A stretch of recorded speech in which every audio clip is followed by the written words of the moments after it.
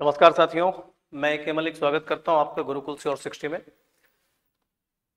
दोस्तों, आज QIP का 1081 जो QIP है हम उसका डिस्कशन करेंगे। इंपॉर्टेंट सीरीज है, इसमें क्वेश्चंस को आप कवर अप करते जाएं। सभी क्वेश्चंस आपके एग्जाम बेस्ड होते हैं और मैं बार बार एक बात कहता हूं, क्वेश्चन को करने से पहले जल्दबाजी ना करें, एक बार थोड़ा सा क्वेश्चन को फोकस किया करें। क्वेश्चन हो जाते हैं, ज्यादा सरदर्दी इसमें होनी नहीं चाहिए। देखिए, इंपॉर्टेंट क्वेश्चन है सारे आज के भी। पहला क्वेश्चन देखो, उसने कहा unless you do not run fast you can not catch the bus. अब कुछ बच्चे पता क्या सोचते हैं कि अगर सेंटेंस में अनलेस आ गया तो सेंटेंस का नेगेटिव नहीं बनता है। सेंटेंस का जो स्ट्रक्चर होता है नेगेटिव नहीं होता। अगर अनलेस आ गया तो क्या नहीं होगा, नेगेटिव नहीं होगा। लेकिन कौन सा पॉइंट नेगेटिव नहीं होगा ये सोचना बहुत जरूरी हो जाएगा। अब यहां भी डू नॉट लिखा है, यहां भी डू नॉट लिखा, कैन नॉट लिखा है। अब ये भी नेगेटिव है, ये भी नेगेटिव है। कई बार ऐसा सेंटेंस आता है कि मान लीजिए उसने सेंटेंस लिखा unless you run fast you can not run. मान लो इत्तेफाक से सेंटेंस आ गया unless you run fast you can not run, तो हम सोचते हैं कि अनलेस आ गया तो कैन नॉट नहीं आएगा। तो भाई ऐसे नहीं होता। पॉइंट समझिए, एक ही वर्ब के लिए दो नेगेटिव शब्द एक साथ यूज नहीं होंगे। एक ही वर्ब के लिए, जैसे यहां पर एक वर्ब लिखिए कैच, और कैच के साथ हमने क्या लिखा, कैन नॉट, ये चल जाएगा। लेकिन यहां वर्ब लिखिए रन, और इस रन को डू नॉट भी कह रहे हैं, इस रन के साथ अनलेस भी कह रहे हैं। तो अनलेस का मतलब ये जब तक कि नहीं, तो वो कह रहा है unless you do not run fast, जब तक कि तुम तेज नहीं दौड़ते हो। तो जब तक कि तेज नहीं दौड़ते हो तुम बस को नहीं पकड़ सकते हो। ध्यान देना, जब तक तेज नहीं दौड़ते हो, तो एक नहीं तो इसके लिए जुड़ गया, तुम बस नहीं पकड़ सकते हो, एक इसके लिए नहीं जुड़ गया। ठीक है ना, तो दो नहीं तो चाहिए ना आपको। तो अनलेस जब बोले हैं तो डू नॉट का जरूरत, ये वाले डू नॉट का जरूरत नहीं है। तो यानी अनलेस अगर जैसे एक मान लीजिए सेंटेंस बोला मैंने, don't go out unless I permit, बाहर मत जाओ जब तक मैं ना कहूं। तो अनलेस के साथ ये नहीं कि ये नेगेटिव नहीं आएगा, गलती मत कर देना। अनलेस के बाद वाला सेंटेंस आप नेगेटिव नहीं बनाएंगे। तो अनलेस के बाद क्या है, ये वाला सेंटेंस, तो इसमें डू नॉट नहीं आएगा। ये डू नॉट सही है, don't go out unless I permit, बाहर मत जाना जब तक मैं ना कहूं। तो एकदम ये कह के भाग जाओ कि अनलेस के साथ नोट नहीं आएगा और अंदाजन कोई सा भी नोट हटा दो, ऐसे नहीं होगा। तो कौन सा नोट हटेगा, जो अनलेस के बाद में होगा। तो एरर कौन से पार्ट में जाएगी, यू डू नॉट में, ए पार्ट में एरर हो जाएगी। नेक्स्ट आइए, अगला क्वेश्चन देखो, अलॉट ऑन योर प्लेट। एक प्लेट है, उसके ऊपर बहुत माल रखा हुआ है, अलॉट ऑन योर प्लेट। अब अलॉट ऑन योर प्लेट का मतलब देखो क्या पूछ रहा है वो, having many responsibilities, having a large meal. अब देखो, कभी भी ईडियम का सीधा मीनिंग तो होता नहीं है, तो खाने पीने से तो होगा नहीं। हैविंग वेल्थ इन अबंडेंस और having something which causes envy, कोई ऐसी चीज जिससे शत्रुता बन जाती है। तो देखो, जब भी आपके सामने बहुत कुछ होता है, वो आपकी रिस्पॉन्सिबिलिटीज को शो करता है कि मेरे पास में बहुत सारी जिम्मेदारियां हैं, मेरे सामने जो बच्चे भी हैं, पत्नी भी है, पिता भी है, माता भी है, और ये सारी की सारी चीजें क्या है, मेरे सर पे बैठी हुई है। नहीं, घर वालों के सामने मत करना, बुरा मान जाएंगे वो। मतलब ये सारी रिस्पॉन्सिबिलिटीज मेरी हैं। तो अलॉट ऑन द प्लेट होता है हैविंग मेनी रिस्पॉन्सिबिलिटीज, जब आपके पास बहुत सी जिम्मेदारियां हो। और यही आंसर इसका कई बच्चों ने ठीक भी किया। आगे देखिए, वो कह रहा है irrational fear of closed end confined places. एक डर लगता है क्लोज्ड और कन्फाइंड प्लेस से। कन्फाइंड मतलब छोटे कैद वाले जो कमरे होते हैं, छोटे छोटे कमरों से डर लगता है। जैसे कुछ लोगों को लिफ्ट में जाने से डर लगता है, एक छोटे कमरे में जाने से डर लगता है, उसे क्या बोलते हैं। देखो, क्लैप्टोमैनिया, ये तो चोरी का डर होता है, इसमें डर लगता है चोरी से। इंसोम्निया, ये नींद ना आने की बीमारी होती है। हाइड्रो मीन्स पानी, ये हाइड्रो, ये चोरी का डर नहीं है, सॉरी मैनिया है। मैनिया तो इच्छा होती है चोरी की, मैनिया एक ऑब्सेशन होता है। तो क्लैप्टोमैनिया चोरी की इच्छा, हाइड्रोफोबिया चोरी ये होता है पानी से जब आपको डर लगता है, वो बीमारी होती है हाइड्रोफोबिया। इंसोम्निया नींद नहीं आने वाली प्रॉब्लम होती है। तो ये बढ़ जाएगा क्लस्टर। क्लस्टर का मतलब होता है खंड, छोटा। क्लस्ट्रोफोबिया का मतलब होता है जब आपको क्लोज्ड एरिया से डर लगता है, उसे बोलते हैं क्लस्ट्रोफोबिया। क्लियर। नेक्स्ट, स्कार्सली, तो बड़ा आसान क्वेश्चन है। अगर सेंटेंस की शुरुआत स्कार्सली से हो तो देखो व्हेन आएगा। एक तो कॉम्बिनेशन ध्यान रखना, हार्डली के साथ भी कौन आएगा, व्हेन, स्कार्सली के साथ भी कौन आएगा, व्हेन। अब शुरुआत हुई है इससे, तो व्हेन तो सही कर दिया उसने, व्हेन में तो प्रॉब्लम नहीं है। अब इससे जब सेंटेंस शुरू करोगे तो उसके बाद सब्जेक्ट नहीं आएगा, यहाँ इन्वर्जन चलेगा, और वो भी पार्शियल इन्वर्जन चलेगा। पार्शियल का मतलब है सिर्फ हेल्पिंग वर्ब उठा के सब्जेक्ट से पहले रखनी है। ठीक है, इसमें जाएगा स्कार्सली, हेड शी। नेक्स्ट आइए, अगला question, can you go and ask from the cook. अब ये प्रॉब्लम समझो, अगर तुम्हें किसी से कुछ क्वेश्चन पूछना हो तो वहां को प्रीपोजिशन नहीं आती है ऑब्जेक्ट से पहले, वहां कोई भी प्रीपोजिशन नहीं आएगी, किससे पहले नहीं आएगी, ऑब्जेक्ट से पहले। वहां ऑब्जेक्ट से पहले सेंटेंस में कोई भी प्रीपोजिशन नहीं आएगी आस्क के साथ में। जैसे आस्क कौन कौन सी चीजें हैं, tell, order, ask, advise, inform, इनके साथ में जो ऑब्जेक्ट लिखा है, जिस व्यक्ति से हमें बात करनी है, तो उसके साथ टू या फ्रॉम या इस तरह की बातें नहीं आती है। तो आस्क द कुक, जाके कुक से पूछो if the tea is ready और नॉट, तो क्या पॉइंट जाएगा, ये प्रॉब्लम बनेगी आस्क द कुक। नेक्स्ट आइए, where have you been from such a long time. अब देखो उसने कहा है इतने लंबे समय से तुम कहां हो। अब से की सेंस में फ्रॉम नहीं चलेगा, यहां पे क्या यूज करेंगे, फॉर या फिर सिंस। अब सिंस के साथ तो एग्जैक्ट टाइम आएगा, सिंस 9 o'clock, सिंस 5 o'clock, कोई भी एक पर्टिकुलर पॉइंट ऑफ टाइम बनेगा। ये फॉर के बाद ड्यूरेशन की बात कर रहा है, ए लॉन्ग टाइम, तो इसमें बनेगा फॉर ए लॉन्ग टाइम। अब कुछ बच्चे कहेंगे जी फ्रॉम भी आता है से की सेंस में, तो आता है, लेकिन वो फ्यूचर टाइम के लिए आता है, ध्यान रखना। जैसे फ्रॉम टुमारो, कल से।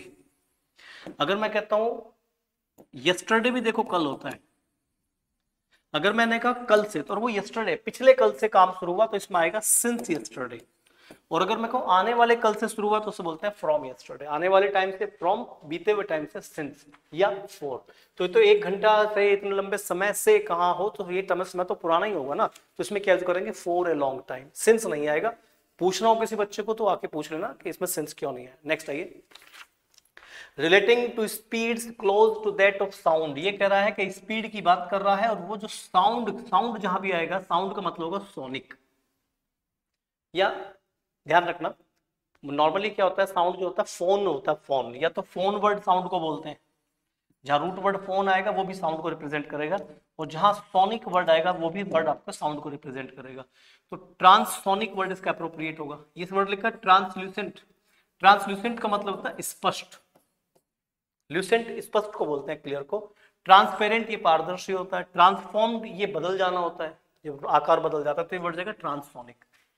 ट्रांसफोनिक का मतलब होता है आवाज की स्पीड से, मतलब स्पीड से संबंधित होती है, जो साउंड की स्पीड से संबंधित हो।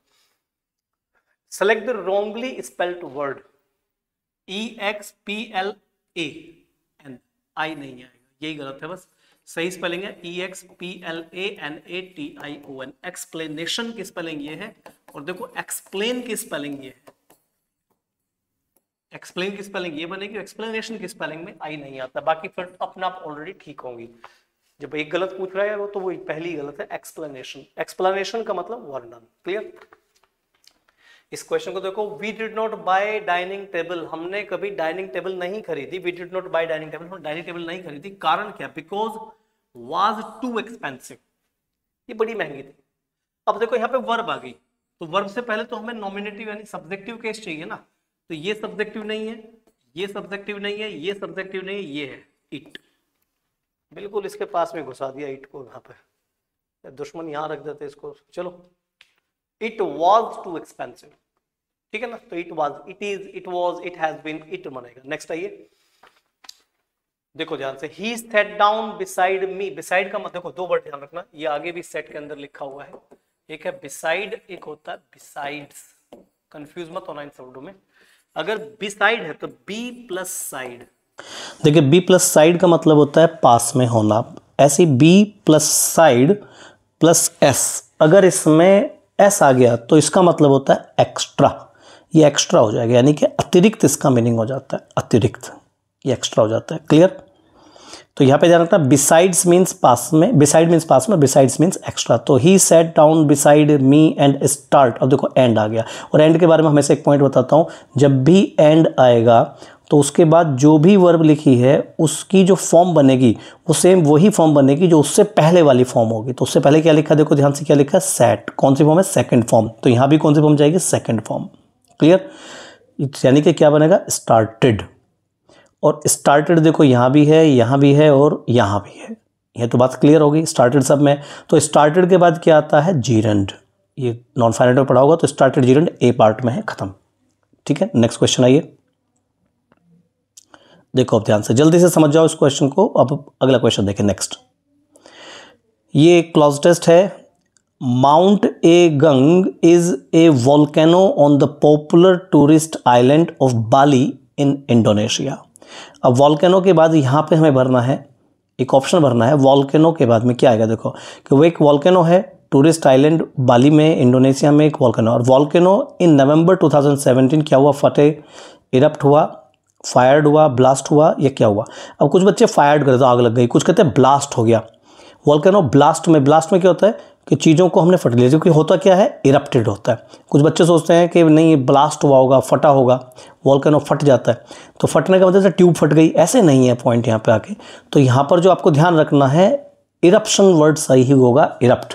वोल्केनो इरप्शन होता है, वोल्केनिक इरप्शन, तो ये पॉइंट जगह वोल्केनो इरप्टेड। क्लियर। अब सेकंड ऑप्शन पे आते हैं, टू सेफ एरिया इन। अब देखो क्वेश्चन क्या है सेकंड, इसमें ये जाएगा आपका यहाँ, तो चलो इसमें तो इरप्टेड आ जाएगा और सेकंड ऑप्शन हो रहा। चलो, to safe area in more than 1,34,000 people, कि लोगों को 1,34,000 से ज़्यादा लोगों को बचाने के लिए, सेव करने के लिए रखो, क्या किया गया, वर एडवांस्ड। एडवांस मतलब पहले ही हटा दिया गया। क्या हटा दिया गया पहले, सोचिए। तो ऑप्शन देखो ध्यान से, क्या क्या हटा दिया गया। एक्साइटेड हो गए लोग, एको भाई से मजे आ गए, वहाँ पे वोल्केनो फट गया, मजे आ गए, ये तो पॉइंट नहीं बनेगा। लेफ्ट भी नहीं बनेगा, अबेंडन छोड़ देगा, इवैक्यूएट आएगा। इवैक्यूएट का मैंने पहले ही बताया था, इवैक्यूएट का मतलब खाली करना। तो देखो यहाँ से क्या किया गया, एरिया खाली करा दिया गया, पहले ही 1,34,000 लोगों से वर एडवांस में खाली करा दिया गया। क्लियर। तो आगे मतलब वोल्केनो फटा और लोगों को वहाँ से हटा दिया गया। आगे नेक्स्ट क्वेश्चन, दे हाउस्ड। अब ध्यान से देखो, हाउस्ड थर्ड फॉर्म है। बच्चे सोचेंगे हैव आ जाएगा, हैव के साथ हाउस्ड आ जाएगा, जबकि ये एक्टिव नहीं है भैया, हाउस्ड नहीं है, ये पैसिव वॉइस का सेंटेंस है। हैव और इज तो आएगा नहीं, सारा सेंटेंस पास्ट में चल रहा है। तो क्या आएगा इसमें, दे पैसिव वॉइस, उनको घर दिया गया रहने के लिए, उनको घर दिए गए रहने के लिए, या उनको जगह दी गई, शेल्टर दिया गया। तो दे वर हाउस्ड, तो यहाँ वर जाएगा। They were housed far away from the volcano, यानी कि वोल्केनो से बहुत दूरी पर उनको घर दिए गए रहने के लिए, काफ़ी दूरी उनको जगह दे दी गई। क्लियर। तो उनको रखा गया, उनको शेल्टर दिया गया दूरी पर। Next, some had refuse to leave, कुछ ने तो रहने से ही मना कर दिया। तो भाई जाने से मना कर दिया, बहुत से लोगों ने भाई हम नहीं जाएंगे, हम तो यहीं मरेंगे, हमारा ही घर है। तो हाउएवर, भले ही फिर भी कुछ लोगों ने क्या किया, वहाँ जाने से मना कर दिया। आगे, these people did not to leave their homes, तो विश कर दिया कुछ बच्चों ने। विश का मतलब होता है, देखो ध्यान से, जब हम अपने मन के भाव किसी को बताते हैं कि यार तेरा भला हो जाए, दुआएं देते हैं, बहुत अच्छी बातें करते हैं किसी के बारे में। विश एक मन की इच्छा होती है, जो कि डिज़ायर वर्ड जाएगा, जिसकी उन्हें जरा भी जो पसंद नहीं करते, हमें करना ही नहीं था काम। ये कुछ लोग जो चाहते हैं कि उसको ना छोड़ के जाए, तो वो पसंद नहीं करते वहाँ से घर छोड़ के जाना। और they wanted to take care of their farm and animals, वो चाहते थे उनके फार्म्स और एनिमल्स की वो रक्षा करें। फैंसी वगैरह भी नहीं आएगा इसमें। ठीक है दोस्तों, चलो अगला क्वेश्चन आइए। द मनी, बात कर रहा है पैसे की।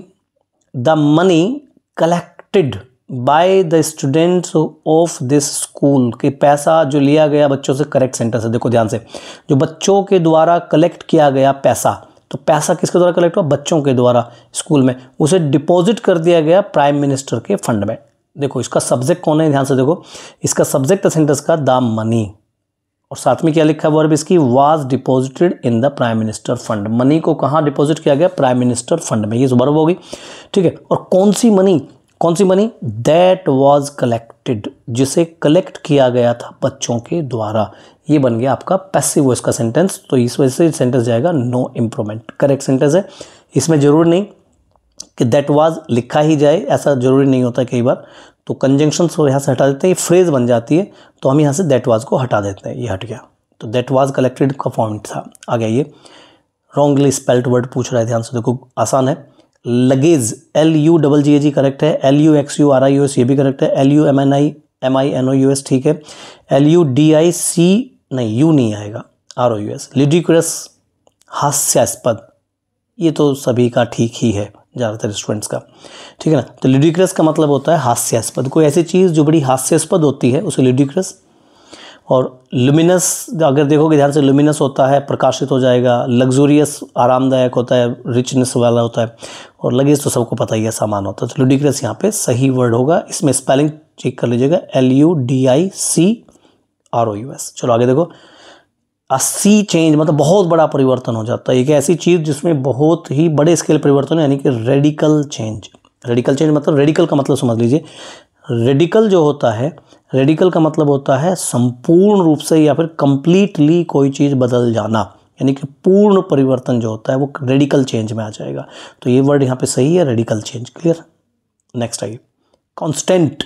ये सब जानते हैं कांस्टेंट का मतलब होता है स्थिर, मतलब कोई भी ऐसी चीज़ जो बिल्कुल स्थिर है कहीं पे, तो अनइंटरप्टेड तो नहीं होगा। अनइंटरप्टेड होगा भाई साहब उसे इंटरप्ट ही नहीं कर रहे हैं, इंटरप्ट नहीं कर रहा, जैसा चल रहा है, तो अनइंटरप्टेड तो यहाँ पे सही वर्ड नहीं जाएगा। आपने उसे छोड़ा ही नहीं है, आपने उसे कुछ कहा ही नहीं है, तो अनइंटरप्टेड नहीं होगा। परपेचुअल का मतलब भी होता है स्थायी, ये दोनों एक दूसरे से रिलेटेड वर्ड होते हैं। परपेचुअल मीन्स स्थायी, तो ये वर्ड भी आपका सही नहीं होगा। वेरिंग का जो मतलब होता है, ये होता है बदलता हुआ। वो चीज़ जो अनस्टेबल है वो वेरिंग होगा। रेगुलर जो एक ही थीम पे चल रहा है, तो सही वर्ड क्या जाएगा, वेरिंग। कांस्टेंट का एंटोनिम हो जाएगा वेरिंग, बदलता हुआ। नेक्स्ट आइए, I think all our furniture needing to be. तो नीडिंग देखो, फर्नीचर सिंगुलर सब्जेक्ट है, इसको वर्ब चाहिए, डायरेक्ट ING आ नहीं सकता, और आर नीडिंग, नीड, नीड्स नहीं लगा सकते, क्योंकि फर्नीचर सिंगुलर वर्ड है, एक सिंगुलर वर्ड होगा, तो needs to be polished, needs to be polished, ये ऑप्शन आपका करेक्ट हो जाएगा। ठीक है, क्योंकि देखो इसका सब्जेक्ट कौन है, इसको ध्यान से देखोगे, इस सेंटेंस का सब्जेक्ट है आई थिंक ऑल ओवर फर्नीचर। तो ऑल ओवर फर्नीचर अगर आप ध्यान से देखोगे तो ये आर नहीं आएगा, नीड नहीं आएगा, नीड्स हो जाएगा। क्लियर। Next, drag. ड्रैग का मतलब होता है, देखो ध्यान से, ड्रैग होता है किस चीज को खींचना।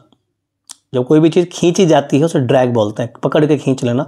घसीटने को ड्रैग बोलते हैं, खींचना, घसीटना, वो ड्रैग होता है। इसलिए पूछ रहा पुल सही है, लिफ्ट, पुश, क्रैक। क्रैक तो तोड़ना हो जाता है, कोई चीज़ तोड़ने की सेंस में आएगा क्रैक, तो ऑप्शन कौन सा जाएगा, पुल, खींचना, घसीटना। अच्छा एक चीज़ और देखो, एक वर्ड होता है ड्रैग, DRAG। अच्छा स्पेलिंग ठीक कर लो, ड्रैग अप, स्पेलिंग ठीक कर लेना, DRUG नहीं DRAG। ड्रैग अप का मतलब होता है कि किसी चीज़ का, किसी व्यक्ति का पालन पोषण करना, लेकिन बहुत बुरे तरीके से।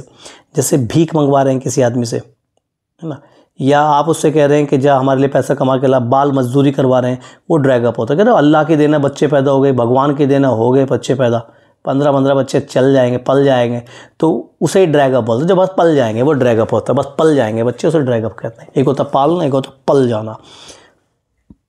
ही is the same man which I saw, which नहीं, देखो ध्यान से देखो, बात चल रही है मैन की। मैन ह्यूमन बीइंग है, और ह्यूमन बीइंग के लिए विच नहीं आता है। ह्यूमन बीइंग के लिए क्या आता है, हु आता है, हुम आता है। लेकिन प्रॉब्लम यह है कि यहाँ पे द सेम भी लिखा है, तो अगर ध्यान से देखोगे तो यहाँ पे क्या लिखा हुआ है, द सेम मैन। अब द सेम मैन को एडजेक्टिव क्लॉज में आपने पढ़ा होगा कि द सेम के साथ में आप हु यूज नहीं करते हैं, विच यूज नहीं करते हैं, क्या आता है, दैट। तो यहाँ पे तुम्हें यूज करना है that I saw, that I saw. ठीक है दोस्तों, तो एडजेक्टिव क्लॉज का पॉइंट है। नेक्स्ट आइए, ये ध्यान रखना, एडजेक्टिव क्लॉज में पढ़ो।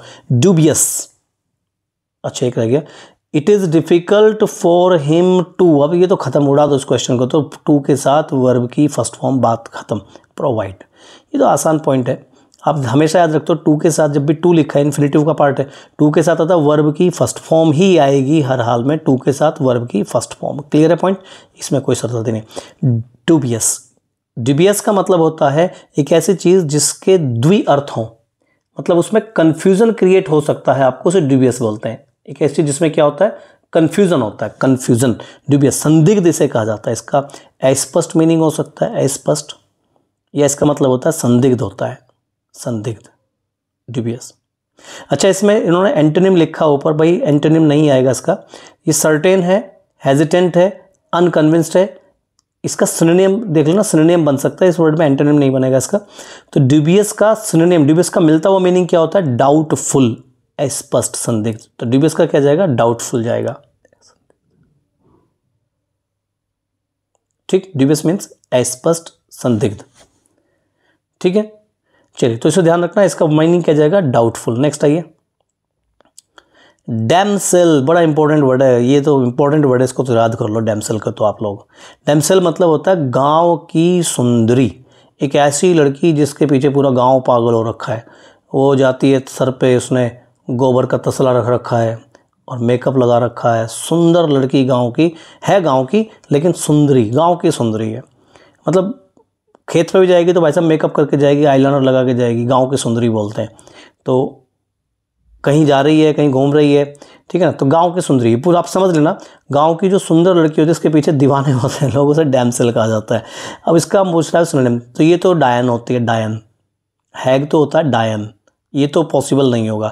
देखो विच का मतलब भी डायन होता है, हैग और विच एक ही बात होती है, विच भी डायन है, ये डायन तो अच्छी बात नहीं, ठीक है ना। तो डायन, ठीक है।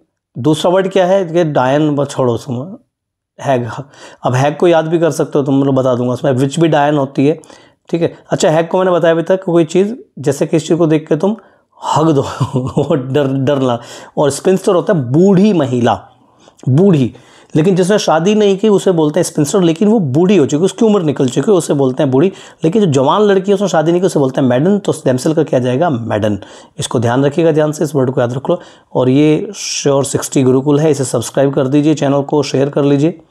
और बस यही है, कंटिन्यू उसको शेयर करते रहो टेलीग्राम वगैरह पे, हर चीज़ पर। और थोड़ा मेहनत करते रहिए इन चीज़ों को लेके। बाकी कल फिर आएंगे नेक्स्ट QIP के साथ में आपके सामने। और तब तक के लिए भाई धन्यवाद, नमस्कार, जय हिंद।